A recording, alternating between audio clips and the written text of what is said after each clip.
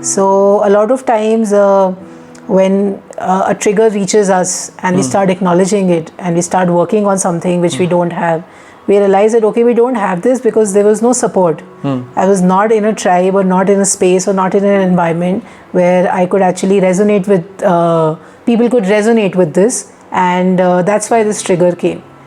So one more term is the work-life balance.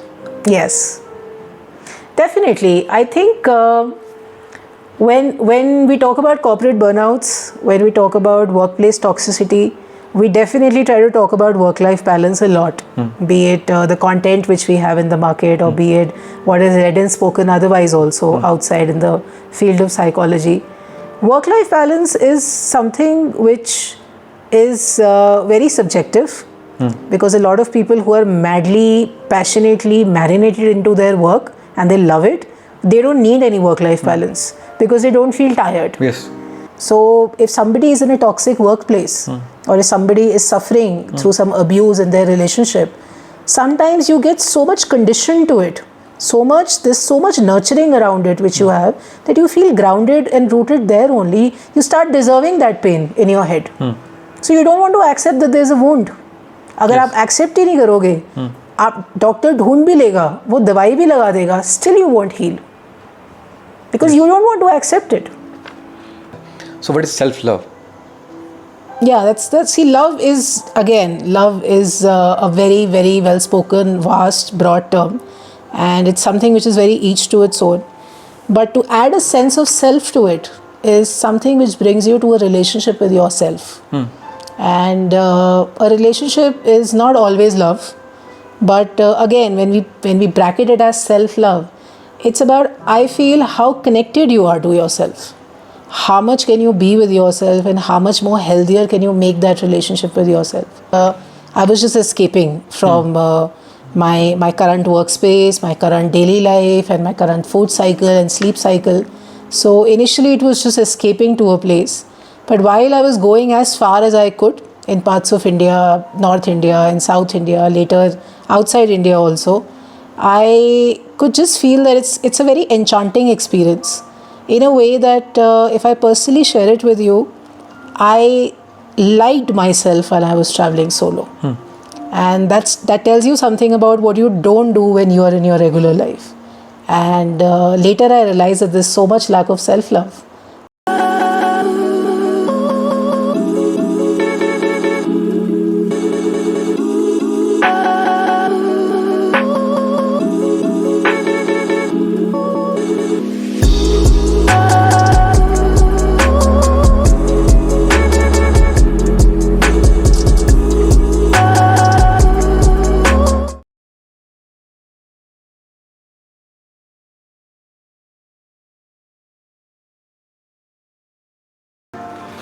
Hello friends, मैं विकास शर्मा। आज धर्मशाला में आज के हमारे गेस्ट हैं वो प्राची जी हैं, जिनसे हम आज बात करेंगे कैरियर के ऊपर, साइकोलॉजी के ऊपर, और जो मैम ने कॉर्पोरेट वर्ल्ड जो छोड़ा उसके बाद मैम की लाइफ में जो ट्रांसफॉर्मेशन जो हुआ, या मैम का जो अपना एक्सपीरियंस है,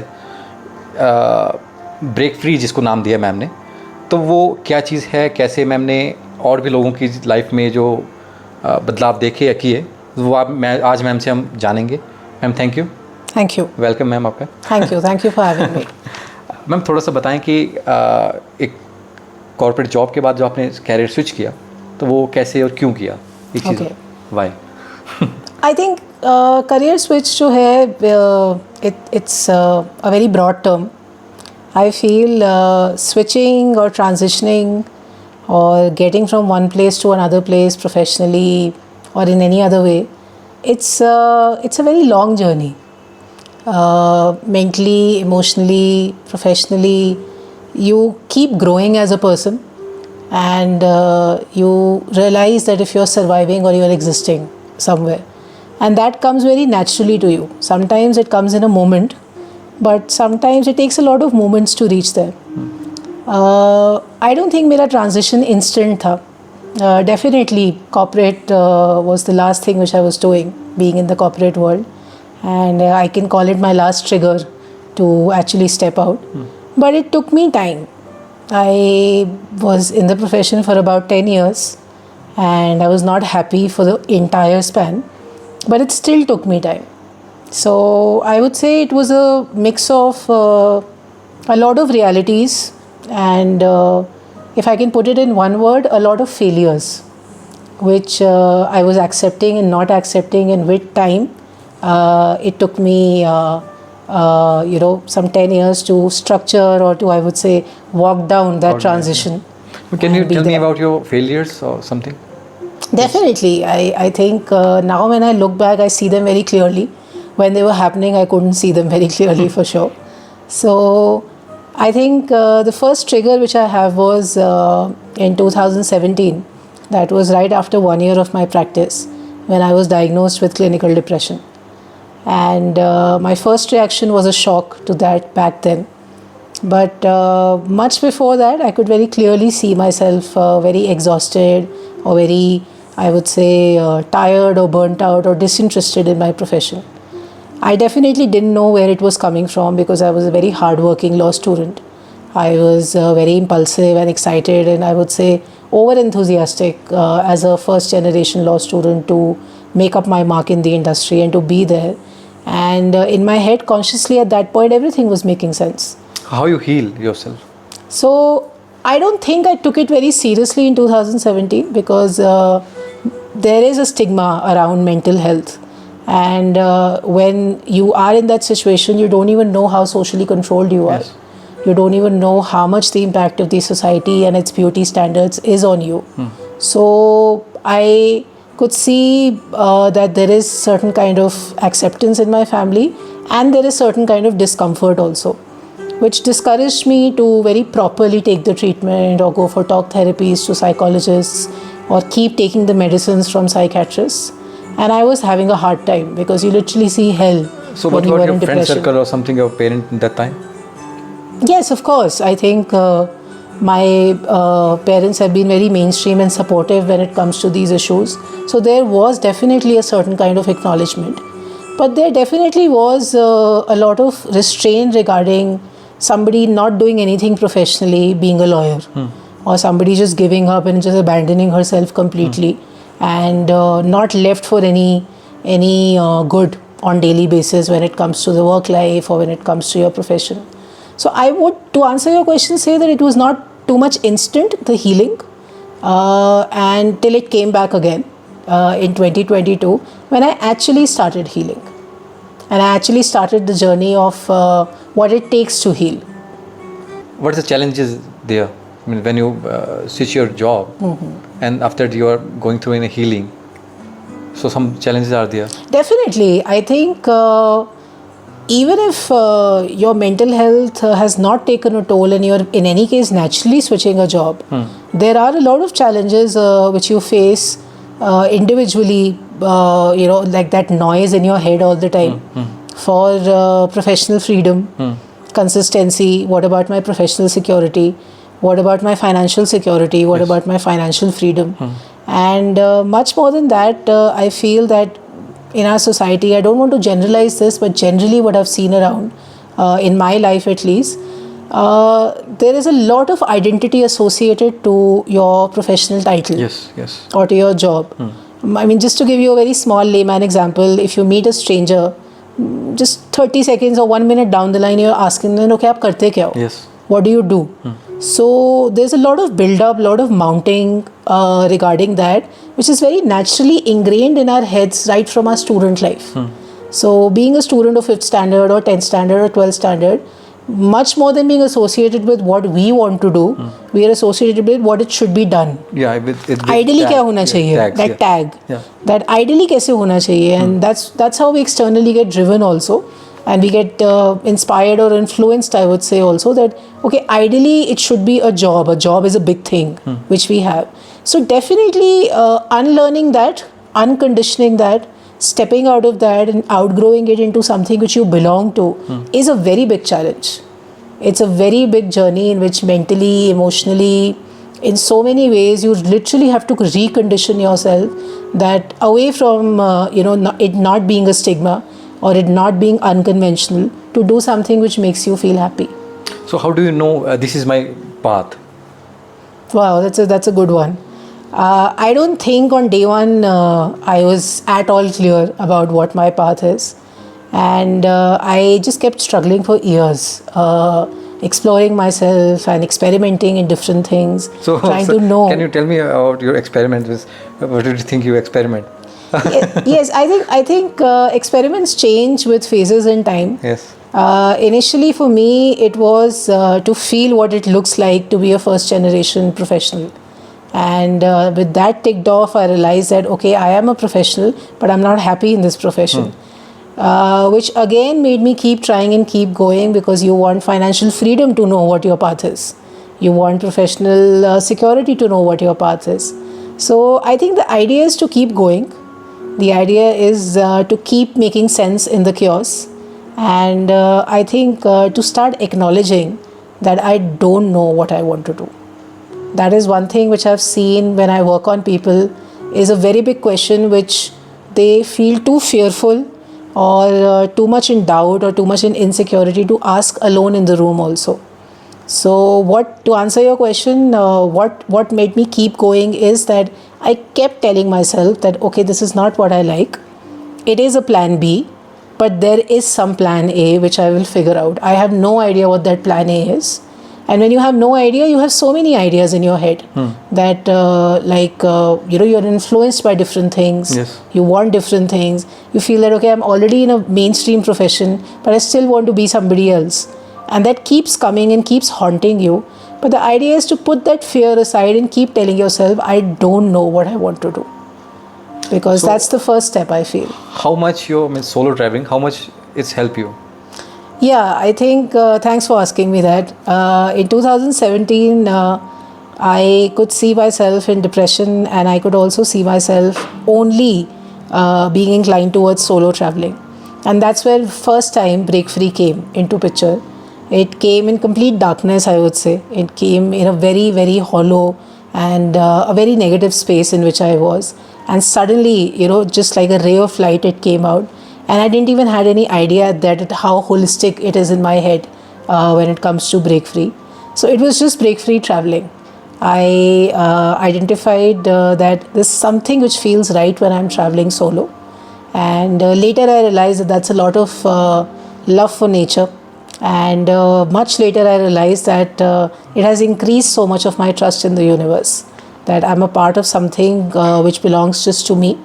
And I really get that time in which I can be with myself while I'm traveling solo. So how was the experience in some places, or inner peace, or how was your experience? Definitely. I think initially the state of mind coming from where I was that I was just escaping from my current workspace, my current daily life, and my current food cycle and sleep cycle. So initially it was just escaping to a place.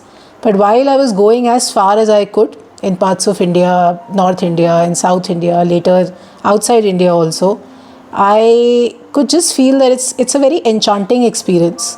In a way that if I personally share it with you, I liked myself when I was traveling solo.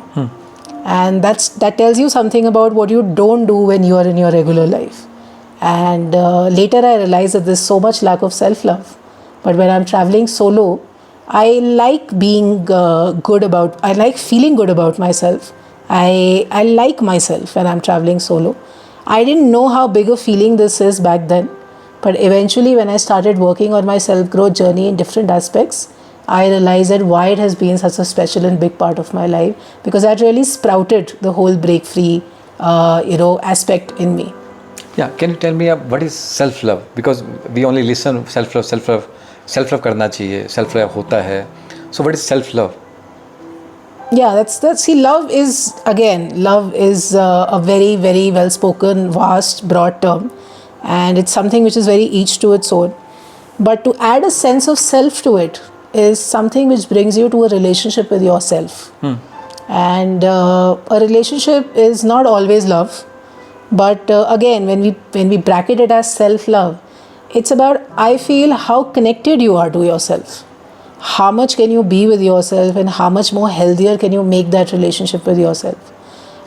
We see a lot of content, a lot of quotes and posts around It's all about what books you read or what people you meet or how you talk to yourself.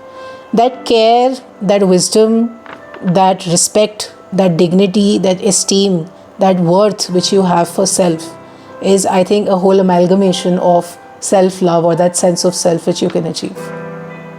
Can I know my clarity in life through break free Break free as a concept or break free as a concept? Okay. See, break free is, if I talk about what made me start break free, it is to actually not just survive, but actually exist, which is already a lot of clarity which you want. When you come to existence, it is not just the clarity, it is the clarity of purpose, the clarity of life, the clarity of who you are, who you want to be, the whole journey which actually belongs to you. Okay. And it's a very self-correcting, self-clarifying journey Okay. when you start being with yourself and not where you are. So that whole bridge of from where you are and where you want to be, where you're trying to survive and where you want to exist. So what are the steps in this? In this means how can I know? So this much of step. This is step one. This is step two. After that, I will reach there. Yeah, that's a good one. You can actually know that by knowing yourself, because a journey to break free from where you are to where you want to be is exclusively, completely, entirely your journey, unconditionally, unapologetically. So only you know where you want to be and only you know where you are. So that's why you need to know yourself more to actually have a reality of both. And the steps are something which comes when you start this journey. So like you, guides are there. So they can guide peoples to psychologically or something. I don't know whether this is my pattern of thinking or my parenting or environment. So they will guide. So this is this is the correct way or something like this. This is correction. Absolutely, absolutely. See, to give you a direction of how to start, Yes. or where to start, very unconditionally, without making much effort, very naturally, there are a lot of triggers which come in our life. Sometimes in our love life, sometimes in our work life, sometimes in our relationship with parents, sometimes with friends, which constantly bother us. Those triggers are actually that light or that space which is created in the dark room to actually break free. So as I told you that, the biggest part of my journey of inspiration is my failures. Failures are initially triggers only, something which bothers you. So when somebody comes to me or when somebody comes to anybody who is into healing or into coaching, they come with that triggers. So the first step or my first advice to anybody is to identify those triggers much before reaching it to anybody else. Okay. Because they are your triggers.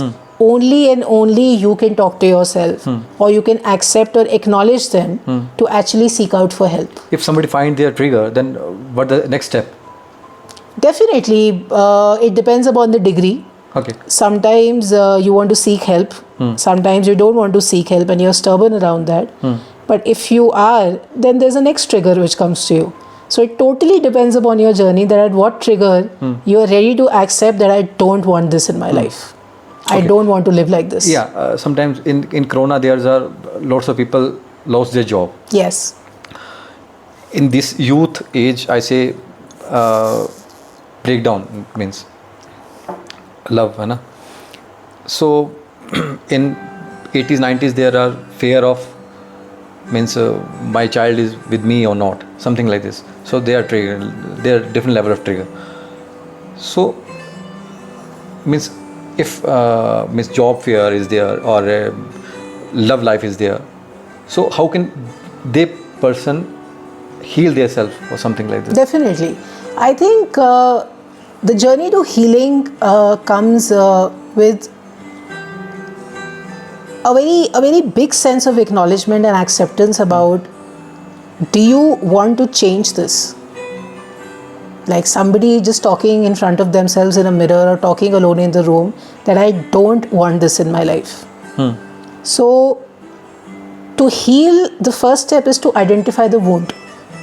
अगर आप कहीं रास्ते पे चल रहे हो और आप गिर गए और आपको पता ही नहीं है कि चोट कहाँ लगी है, तो आप दवाई कहाँ लगाओगे? यस, और आप डॉक्टर के पास जाओगे तो वो शायद ढूंढ लेगा, लेकिन डॉक्टर के पास जाने से पहले you have to accept that it's hurting somewhere. कहीं पे दर्द हो रही है. I don't know where the wound is, but there is some wound. So a lot of times we don't try to change that. A lot of times we are so resistant or we are stubborn because of our own patterns and the way of life that we are used to that pain. We are used to that trauma. We are used to that sadness or whatever that trigger is and its impact is. We are responding to it now. Like something happened with me and now I am in a state which I don't like to be in, but I am in that. So the first step to healing is to actually accept that it's hurting and I can fix this pain. Later a doctor, a coach, a therapist, a friend, any person comes into picture. First you act to accept that it's hurting and I don't want this pain. So the second thing some people don't do because there is a lot of fear of change. yes, There's a lot of fear of abandonment because you're used to it. So if somebody is in a toxic workplace or if somebody is suffering through some abuse in their relationship, sometimes you get so much conditioned to it, there's so much nurturing around it which you have, that you feel grounded and rooted there only. You start deserving that pain in your head. So you don't want to accept that there's a wound. अगर आप accept ही नहीं करोगे, आप doctor ढूंढ भी लेगा, वो दवाई भी लगा देगा, still you won't heal because you don't want to accept it.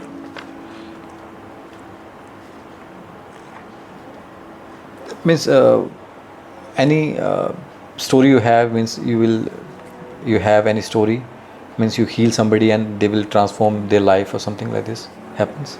Definitely. I think in past few years I have addressed corporate burnouts a lot.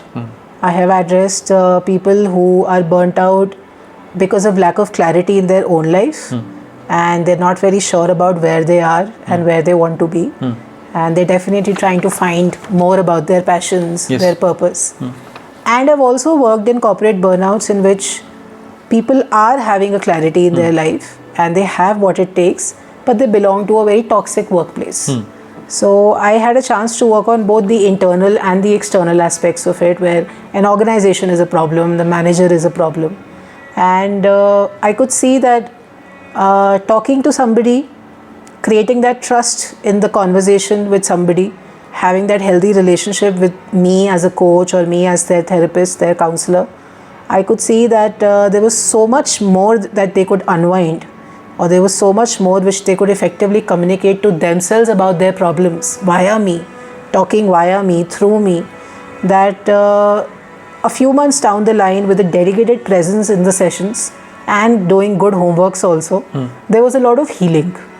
There was a lot of acceptance, a lot of grip, a lot of rootedness towards what their journey is actually, and where they were, where they don't want to be. So I myself have seen, applying those tools on myself, that I could address a lot of wounds which I didn't even know I have, and there was still pain, but I didn't know the source of the pain, and it was hurting constantly, and it was a way of life. And when I attempted, or when I took that courage to break free and accept my shit, smell it, get it together and clean it, there definitely was a lot of healing, which inspired me for so in break this free. process you also transform, I think. Absolutely. I think So what's the changes you feel? It's very funny you ask that. I think it started with me. Yeah, so I was not a psychologist. I was very much a lawyer. I was very much in a financially very, I would say, secure, a professionally very stable place as a lawyer. But I feel breaking free really got me to where I am, because everything which I was doing around that growth journey was actually something which made me apply those tools to myself, apply everything to myself, and that's how I got self-inspired and encouraged to do it for others also. It all began with me. I didn't have clients, I didn't have people, I didn't have anybody to mentor, but just me when it all started. So one more term is the work-life balance. Yes, definitely. I think When we talk about corporate burnouts, when we talk about workplace toxicity, we definitely try to talk about work-life balance a lot, be it the content which we have in the market, or be it what is read and spoken otherwise also outside in the field of psychology. Work-life balance is something which is very subjective, because a lot of people who are madly, passionately marinated into their work and they love it, they don't need any work-life balance because they don't feel tired. Yes. And the people who are maybe not sure about where they are, or not clear about what they want to be, or not in a space in which they feel stress-free or they feel at ease, they gave a lot of emphasis to work-life balance. I think work-life balance is again just a trigger or just a point of acknowledgement where you really have to see everything from a holistic point of view. You can't just put work-life balance into the box of your work life. Work-life balance is much beyond the work life, about how safe you feel emotionally, how secure you are physically, and how healthy you are mentally. It's a lot to do with yourself rather than the organization or the profession. Every profession has a dark side. Yes. Every organization has ways to stress out yourself, and it's all about what you want in your journey. So a work-life balance can't be put as, I would say, a wholesome target to your work life, because there's too much beyond that which needs to be holistically acknowledged, seen, worked upon to have a balance, not just in work but life. So if anybody wants their mental and emotionally well-being, so how they can? If I want to happy with my mental and emotional, so which steps or what can I do? I will be happy. Definitely. I think you have to really see what is naturally coming to me. I see a lot of people trying to work on their mental health, on their emotional health, on their physical health, and they're deliberately doing something which they don't resonate with. Every body, every mind, every energy is different. And there are some things which are very naturally coming to you. Some people find a lot of ease in sound healing. Yes. Some people find a lot of resonation in art therapy. You might find a lot of peace when you are nature gazing, or you might find a lot of peace when you are listening to music. You might just sweat it out for 30 minutes when you're walking, and you feel what somebody is feeling after 1 hour of gym. Yes. So every type, every mind, every nurturing, every conditioning is very different. Naturally, what is coming to you will be a part of your well-being. If you try to stress out yourself in something, pressurize yourself in something which you don't belong to, you would definitely need to again do some healing from that pattern or that path which you're taking in the name of well-being. So I think to ask yourself, to listen to yourself, to pay attention to your thoughts, your body, your energy is something which is the first step to well-being. So in this journaling or something, some process are helping? Absolutely. I think, as I said, there are so many tools. There are so many tools which resonate with some and which resonate with other. And meditation, journaling, taking different kind of therapies are the part of those tools, but each to its own. So mindfulness or meditation, or in how they can help in personal professional life? Yeah, I think first I'll distinct the both. Yes. Meditation is something in which you definitely concentrate on your breaths.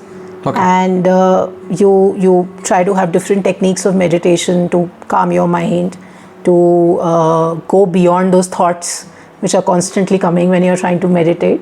And it's a very strong practice of soul through breath work. But when it comes to mindfulness, it is something which, like, definitely after pandemic there is a lot of content sharing in the market in which we directly go to meditation when we talk about mindfulness. Mindfulness is something which is in every way of life. You, Vikas, can be mindful while you're brushing your teeth. You can be mindful when you're cutting the vegetables. You can be literally mindful when you're watching the leaves move in the air, when there's wind. You can be mindful about anything. So mindfulness is a state of being But definitely to reach that state of mindfulness, there are different tools which you can initially adopt, which you can initially have to make your approach more stronger. But it's definitely a mental approach. It can come through tools externally, but it definitely gives Can you tell me a tool something? Yeah, I think we're talking about the tools only since past few questions. Depending upon what exactly you're seeking, I do suggest journaling to a lot of people. I suggest practicing gratitude to a lot of people. At some states, I do also suggest affirmations, and I do suggest nature gazing or a good movement of body when you're walking around, healthy eating, clean cooking. This is all mindfulness.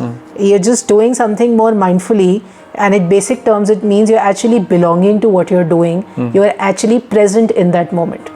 So when you're brushing your teeth, you're just brushing your teeth.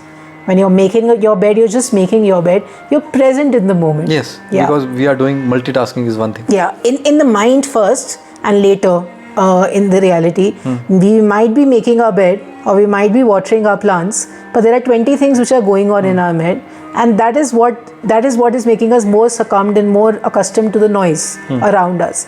But when we try to declutter that noise and just be mindful about something which we are doing, then it's a very powerful way to be in the now, and that's where the magic begins. So, ma'am, can you tell me about how community can support somebody, or families, okay, sometimes individuals? Can a community support? Definitely. I think this question is very interesting because this is never our first situation, community support. Sometimes the things in which we are struggling, we realize that we are struggling because there is no support. And that's why we are struggling. So a lot of times when a trigger reaches us and we start acknowledging it and we start working on something which we don't have, we realize that okay, we don't have this because there was no support. I was not in a tribe or not in a space or not in an environment where I could actually resonate with, people could resonate with this, and that's why this trigger came. So, but once we start working and once we start building on something which is really important to us, I think the next phase or the next step to take it to next level or to escalate this for life, have a lasting effect, is the community support. When we have that kind of environment, when we have that kind of space where we are trying to grow in a certain direction and others are as well, it just magnifies and it just adds too much to your journey. So definitely, if somebody is motivated to create something, if somebody is inspired to break free from something which they don't belong to, so something they do, definitely after having their own personal understanding or while they're having their own personal understanding, they should reach out to groups, to people, to clubs where they can have an environment to feel more safe while they are making actions, taking actions, making efforts into that journey. So, means, are you interested in make a community, supportive community? Yes, I think So, when means give a direction to peoples, or make clarity in their life. So, are you interested in this thing? yes, definitely. I think the intention was to start with community building.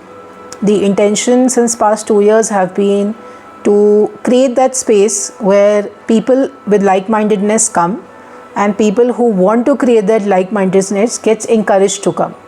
So I literally had to reach out my tribe. I literally had to find people who resonate with the conversations. And because, as I said, that when you're triggered, you realize that you don't have something. And then you try to reach out to, the world in which everything like this is very normal. It exists. So be it for mindfulness, be it for feminine energy, be it for meditation, be it for yoga, be it for nutrition, be it to identify your triggers, be it to go for healing.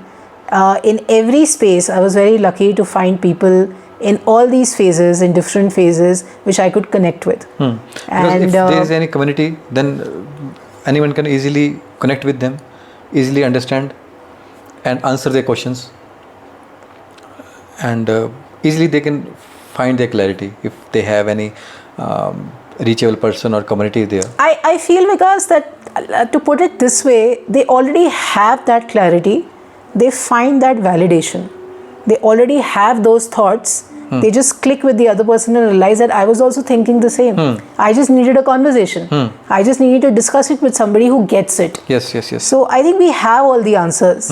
And a coach, a therapist, a counselor just tell you that you have all the answers. They just... The coach have right questions, I think. Absolutely. When somebody is trying to coach you, they are just trying to coach you, just to counsel you to your thoughts, to your expressions, to your desires, to your dreams, to your reality, which you have and which you want, both. Yes. Because I don't think the reality is only positive or only negative. We all have a dark side. We all have a side in which there's a lot of light. So we just ask that questions. We just bring them to a platform where they feel safe enough to answer those questions to themselves. And it's funny, a lot of times by the end of the session, I say this also, that I didn't do anything. You answered everything. You answered everything for yourself because you knew all of that. Yes. I just asked you the question. Right questions. Yeah, and you answered it. Yeah. Miss, what's a future plan? Something for Break Free or yes? So I think I see a very long-term visibility in terms of community building, in terms of taking all these initiatives regarding the holistic living and the career development and the corporate burnouts. And I'm very passionate about inner child healing, about shadow work, to another level, and reach out to as many people as I can to help them. So what is the inner child healing? So it's a part of the common pattern which we are talking about, triggers and wounds. When you identify those wounds, a lot of times you realize that they just don't come from some recent past. They are coming from far behind. Yes. When we were 6 years old or when we were 8 years old. Like आपने बहुत बार सुना होगा कि घर में जब छोटा बच्चा होता है तो कहते हैं कि एकदम से उसको मारो मत, या उसके सामने लड़ो मत, या don't try to speak something which he और she won't get. So because kids, as kids we are blank slate. Blank, yes. And everything which is written on them, it stays. And that's something which is a part of parenting, that make sure that you don't write something which stays and puts a negative impact. So a lot of times our inner child is somewhere squeezed around some wounds, is somewhere very suppressed around a lot of triggers or wounds which are unidentified and which are a part of our upbringing, a part of our childhood, a part of our parenting, which we had no control over. It was beyond our control, because I think till 15, 18 in India, sometimes 20, 25 years also of the age, it's all given. We're dependent. Yes. Be it learning the language, or be it learning how to walk, how to eat, how to talk, how to be out.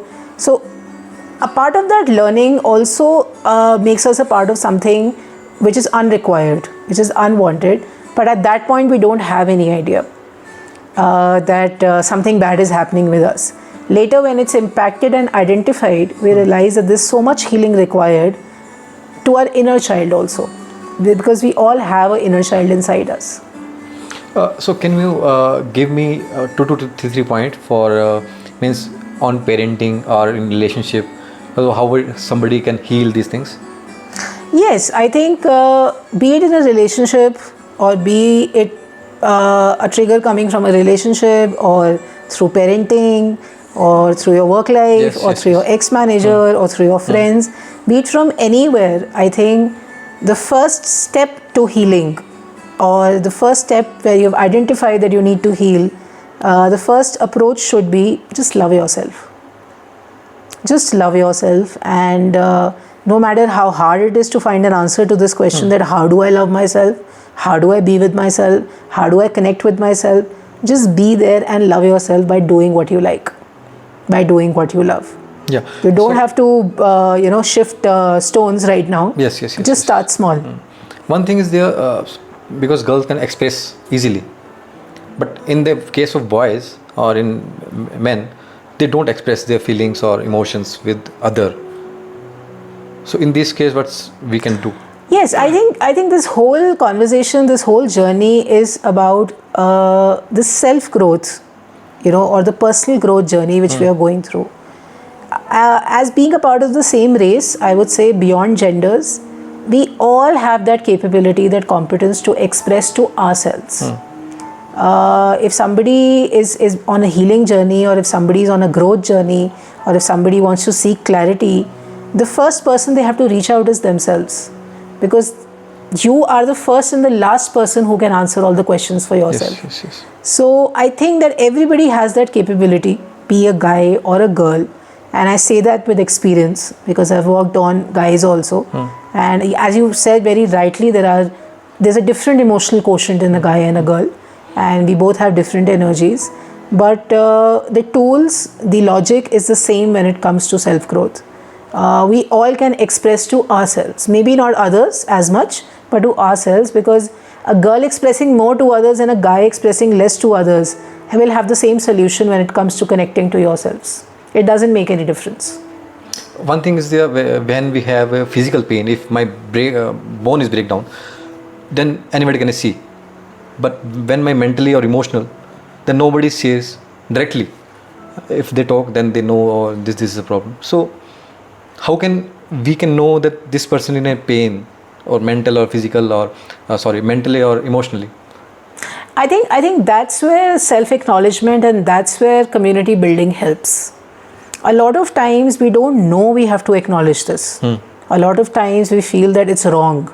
We just have to suppress it and keep doing what we are doing. And that's what we are taught and nurtured or conditioned also in school and parenting, that don't pay too much attention to this. ये हो जाएगा, ठीक हो जाएगा, ये ऐसे हो जाएगा, कुछ भी नहीं है. For small things also, we are said like this. So a lot of times we are very naturally conditioned, we don't realize it, that we have to ignore it.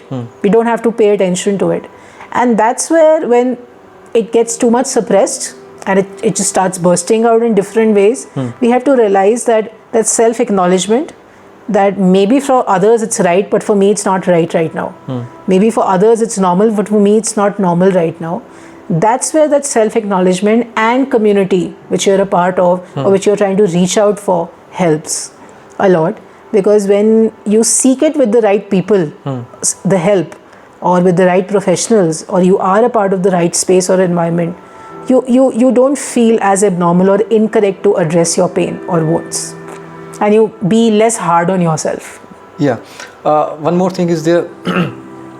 When we are in a child age, so parents, how did they know that my son or my girl is in a pain? Because they don't want to talk with their parents. So how the parents can know that my child is in a pain, emotionally or mentally? Because there are lots of exam stresses there, some other things are there, because they are changing behavior patterns are there after 14. Yeah. So how they can know, parents? Right. I think putting the right attention and having the communications on daily basis, not just being mentally present with them, but being emotionally present with them also is very important.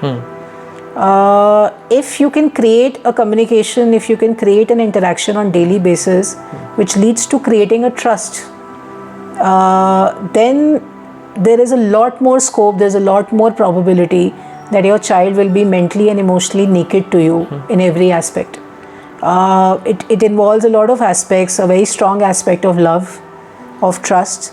If you love yourself, if you trust yourself, you will definitely try to create that platform for your child also. Yes. If you are going through certain fear, a certain blockage, it will very automatically get trickled down to your child also in your communication or in your presence around the child. So if you really want to have an understanding about their hidden emotions or something which they themselves don't know and they are suffering from, you really have to create that space where there is a lot of transparency between you. And that really depends upon your own self-growth journey also. A lot of times when I'm into child counseling, parents reach out to me that आप ना ये इनको सिखा दो. But then I realized that okay, what about you people? how are you? No. वो तो कर ही रहे हैं जो वो कर रहे हैं. They're reaching out to people and they're making an effort themselves also. But what I try to make them understand is that this all has to go to them via you. Yes. You are the main part of their lives. Parenting is the most highest I would say, present thing in their life, till the first 20 years, it all has to come via you. You have to create an understanding around this holistic learning, and that's how it will reach them. Yes. Because they don't trust anybody else more than you right now. They're completely shadowing you, dependent on you. So one thing is there, how can we build emotional connection with the other person? How can means I can connect with somebody or emotionally connected? Because if I'm emotionally connected with you, then I can easily understand you, your emotions, your feelings. If this thing happens, then understanding or something easily for me. So how it is possible to understand or emotionally connected with somebody? See, you really have to understand what your emotions are. Okay. You really have to understand where you are coming from and what you want out of that entire emotional exchange. And if you're really making the right efforts with a very clear set of intentions, then definitely it very naturally will come from the other side also, if they are into it. So I actually didn't get the context of this question. Miss, how can I understand other person emotionally? Who is this other person? Other person is my family, my father, my mother, my girlfriend, my friend, and my boss also. Understanding somebody emotionally comes when there definitely is something which is unwanted. Because when emotions around love are happening, around care are happening, you don't have to have any understanding. It's just effortlessly flowing around you. It's just naturally coming to you and you're enjoying it. When the emotions start bothering you, that's when you start to think that how do I understand? How do I figure out? How do I fix this? And that's where you need to first understand that where are you coming from? What do you want out of this? What do you feel about this? What are your feelings? What are your emotions? And then understand the other person in the same space. That, okay, this is where I'm coming from, but the other person also must be coming from somewhere. So that is something which requires work, because it takes patience to understand emotions. They are not as instant as thoughts. They're not as instant as feelings. Emotions are something which is way more, and it's something which is coming from far behind. Because if somebody is feeling in a certain way, there is a strong rooted pattern to that emotion. Feelings might be instant, thoughts might be instant, but emotion isn't. So if you have that patience to be with yourself emotionally, and to feel and to understand and observe what the other person is feeling emotionally, with that patience, very naturally by default in this journey, connection grows stronger. And this generally happens with the emotions which are not happy or positive. This generally happens and takes your understanding and patience in the negative emotions, yes, which are coming from somewhere. So one more thing is there. Before that is a bigger families are there. Today is a nuclear family. Yes.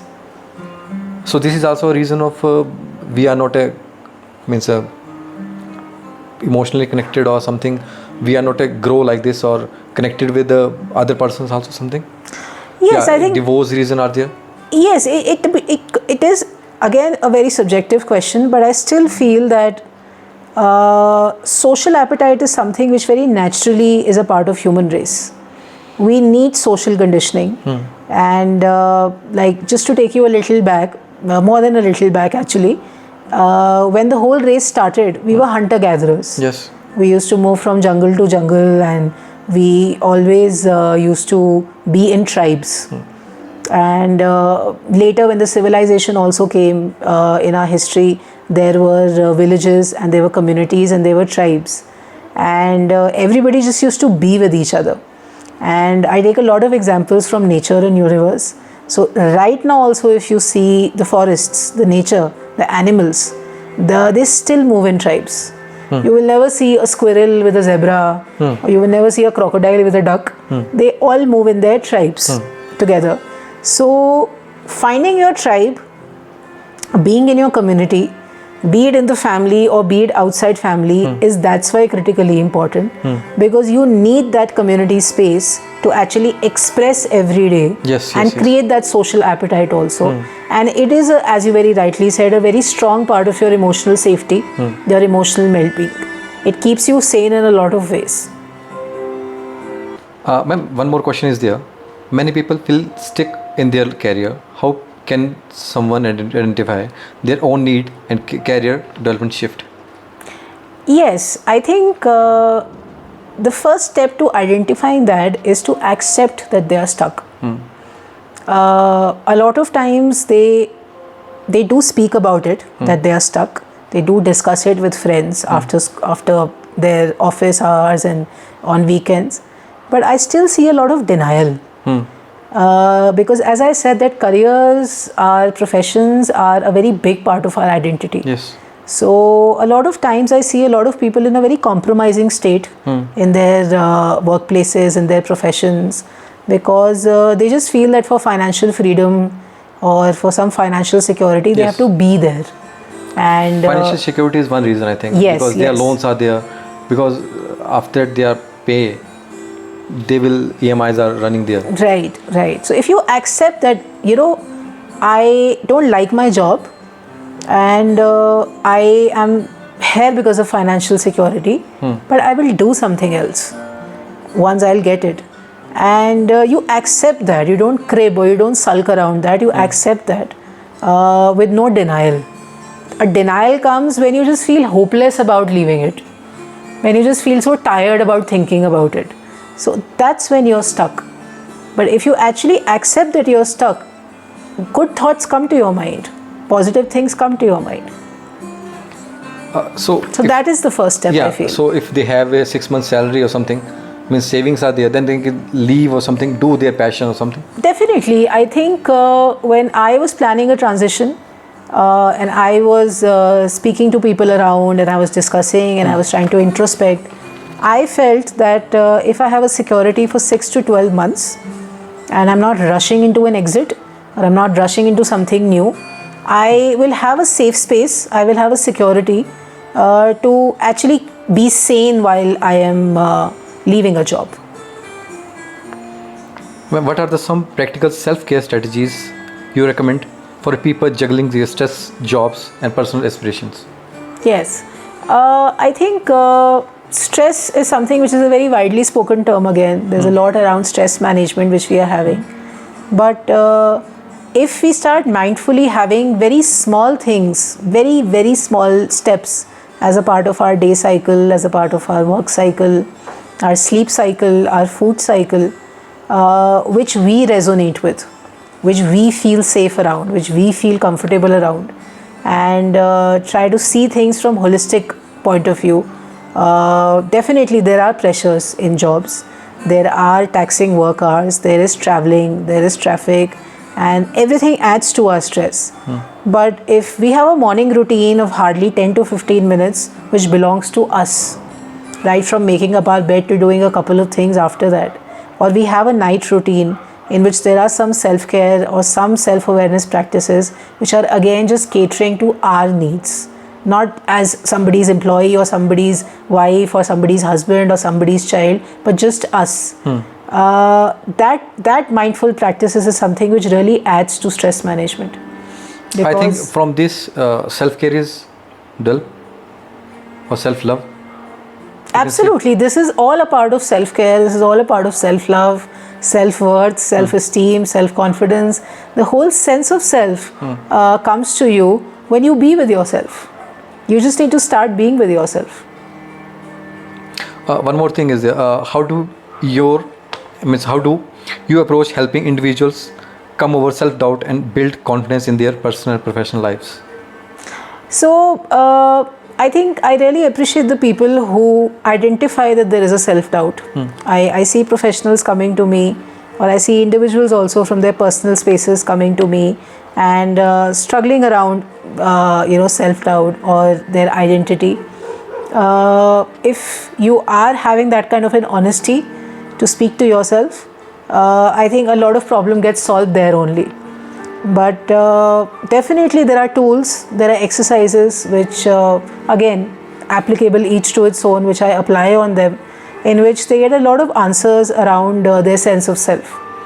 But again, as I repeatedly have been saying, the first step is to love yourself, and to do that, even if 2 times a day or 1 time a day or 5 times a day you're doing something which you like or which you belong to, be it eating that food or be it being where you like to be, with all honesty, unapologetically, it really brings and comes back with a lot of less self-doubt and more self-confidence around yourself. How do you maintain your own mental and emotional well-being? I think, as I said, that this journey never started as a professional in psychology or in the work, the business of coaching and counseling. It all began with me. So I don't think I would have been on this journey till I started taking care of my personal health and started indulging into everything which I try to make people reach out to. So there definitely is, touchwood, a good foundation which I had by applying all these tools on myself and trying to address my depression, trying to address my burnouts, trying to address where I am restless and what my triggers are, and be on or start that healing journey, that inner child healing and that trauma healing journey. So I feel that that's a very important part of my life now, everything which has worked for me. And it still is a very important part of my life on daily basis. So I try to apply those tools very much today also, while I'm giving services to others and I'm trying to offer help. Journaling is a very big part of my life. So I do that somewhere twice a day, and I try to stick to it every day, because as my journey began, and it's been a couple of years now, it's like a medicine to me. Yes. And meditation is a very strong part of my life, and mindfulness in my daily routine is something which I give too much importance to, because I feel that your routine is the biggest secret to your success. I'll repeat this one. Your routine is the biggest secret to your success, because it's the route, it's the headway towards where you want to be. So yeah, these things are something which I try to be around with as much discipline and as much commitment as I can, because they very naturally came to me when I was struggling with a lot of things. So what trends do you see in a personal development and self-growth coaching, especially in post-pandemic? I think there's a lot of scope, there's a lot of clarity, there's a lot of access to that on both the sides, from the ones who are posting content or trying to speak about it, and the ones who are actually taking it in a very receptive or taking it in a very open-minded way. Because I feel that pandemic gave us that abrupt, that unscheduled, that uncertain space in which we were forced to be with ourselves. We were by default being around ourselves and away from the regular patterns, away from our cycles, away from the ways and the streams in which we were heading. And I feel that in that space there was a lot of scope to be more mindful, to take charge, to be more present, more rooted into where we are. And I feel that it was a very big reality check psychologically, mentally, for a lot of people, to actually be more in acceptance and less in denial about their reality. So now I feel that there's such good communities, such good groups, such good clubs which are made online, and there's such nice and quality content creation which is happening. And there I also see a big pool of audience also, a big market which is actually responding to it. I was a part of it when I started my journey, and now I want to take it ahead and reach out to as many people as I can. One my personal question: how books can help you? Yeah, I feel reading is a very strong tool. Yeah. Reading is something which is a very big part of a lot of people's life, and I feel that it comes to a lot of people very naturally. So it's something which again gives you that space where you can be with yourself and your thoughts, and you can just have a self-understanding inside out. And it's a very self-correcting, I would say, therapeutic tool where you can be with yourself and you can just be audience to your thoughts. It's awareness about awareness.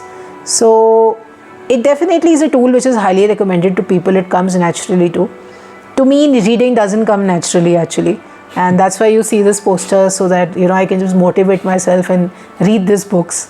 And I just pick up a couple of books every year and try to read them. And yeah, it really opens your mind and avenues to wisdom and different, I would say, intellects around the world. So your last message or something you want to share with you, or if anyone want to connect with you? Definitely. I think I will be very happy to connect to anybody. I am available on almost all social media platforms. I have a profile for directly reaching out to me on LinkedIn as well. And my last message will be that you or anybody in our race is having such infinite potential and power to be unstoppable in who they are. They just need to knock the door and it'll open. Yes. And the magic will begin. So trust yourself and be with yourself. Be as honest as you can with yourself, and don't chase happiness. Just be you. It'll reach you. Thank you so much.